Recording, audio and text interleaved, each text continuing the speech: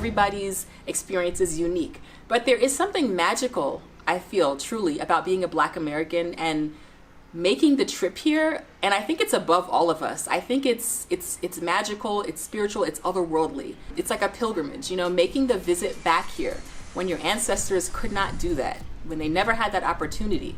They were snatched away. There's something really meaningful and just indescribable about that.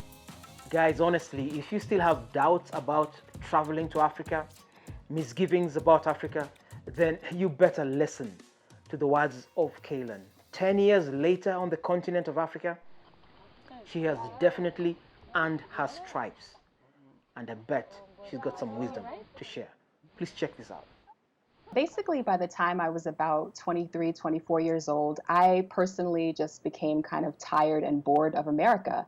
And I just really fell in love with the energy and vibrancy that came with Black nations, especially after visiting Barbados, which is where I have matrilineal lineage. I basically decided that, I wanted to experience life on the African continent. And so I started doing research on the internet about ways to move to Africa. And I found out that one of the easiest ways was through volunteer teaching. And so I applied to an American organization, and that's how I ended up in Namibia.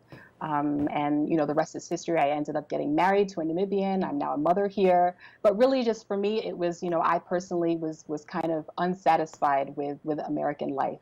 And I've always felt a connection just to the continent and to my African ancestry and just to the energy of Black nations. And so it was really attractive, and it's been an intoxicating experience. Kaylan's story is the embodiment of the true spirit of togetherness that we are all looking for as Africans, whether we're in Africa or in the diaspora. Obviously, the vast majority of those who wish to relocate or those who just wish to travel ultimately need to start from a very simple premise, and that's a pilgrimage to Motherland.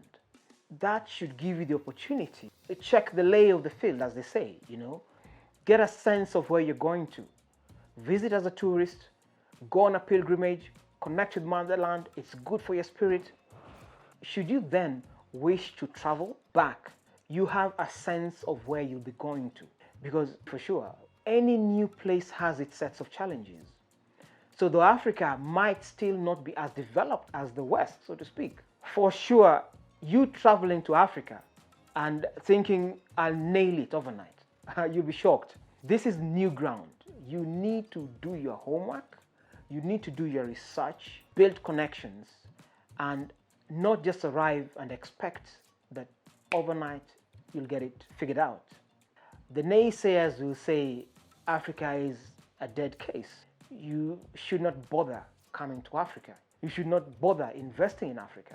But taking that first step means you've got the requisite knowledge to know how much you'll need to spend on a monthly basis, how much you'll need as a reserve when you travel the continent as a tourist, or how much you'll need as a reserve if you're thinking to set up business. But by estimation, you're easily looking at a year or more for those who are wishing to relocate, because this will take time, this will take resources, and you do not want to burn the little that you have. They're in their mid-20s, and for the most part, it's their first time to the African continent. But they've come to West Africa with an open mind. I'm really excited. I've never been. I've heard a lot of good things about it. It's my first time in Africa, so this is all a really new experience for me. For that population, or the segment of Black Americans who make statements that I see sometimes on the internet about how they don't feel any connection to the continent of Africa, how they have no interest in visiting, I would just wish and hope for that segment. And again, that's not everybody. There are many Black Americans and African Americans just like myself that have a thirst and an interest and a desire to experience this continent, to learn more about their history on the continent of Africa. But for those who don't, I would just wish that they would shift their mindset and give the continent a chance. And if they're able to, I know not everyone is able to make it here because airfare is expensive. Unfortunately, trips to the continent are expensive, itineraries and all of that. But if they're able to make a trip here and come with an open mind, because it's something that can't really be put into words. I remember the first time I came here, and it's just a very spiritual and soul-feeding trip to make as a Black American. And that's not to undermine our contributions or our experience or our culture in the US at all. We have been there 400 years. We built that damn country. That's not to erase our connection to America. But I think that any opportunity to build upon Blackness and to expand our understanding of it should be grasped. Thank you so much. Absolutely, absolutely. Africa will do something for you. Africa will do something for your spirit as an African person of diaspora. And the one thing that the West cannot give you, that Africa has, is the fact that upon arriving in Africa or on the continent, you are not color. You're not a color as, the streets of New York would consider you, as the streets of London would consider you. You are African. It's significant to know where you belong and where you came from.